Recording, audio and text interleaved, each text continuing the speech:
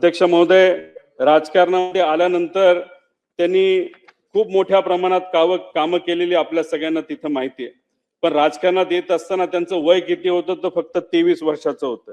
1982 मध्ये त्यांनी श्री छत्रपती सहकारी साखर कारखान्या निवडणुकीमध्ये तिथं डायरेक्टर झाले. तिथून त्यांची तिथं सुरुवात झाली.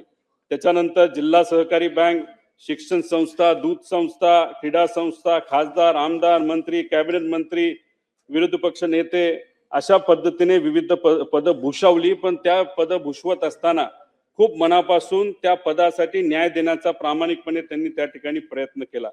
कुठेही असं केलं नाही की मला हे पद मिळालं त्या पदाचा वापर फक्त मला झाला पाहिजे. सकाळपासून संध्याकाळपर्यंत लोकांच्या हितासाठी त्यांनी त्या ठिकाणी काम केलं. आणि हे काम करत असताना त्या विभागाचे जे कुठले अधिकारी असतील त्या अधिकाऱ्यांना सुद्धा विश्वासात घेतलं. एखादा चांगला अधिकारी एखादी चांगली गोष्ट सांगत असेल आणि आपण मंत्री आहोत म्हणून त्याचा आवाज बंद करायचा नाही तर त्याला कमी लेखायचं, हे कधी दादांनी तिथं केलेलं नाही. आणि त्यामुळेच अधिकाऱ्यांमध्ये सुद्धा दादांबद्दल फार चांगली भावना ही शेवटपर्यंत त्या ठिकाणी राहिली.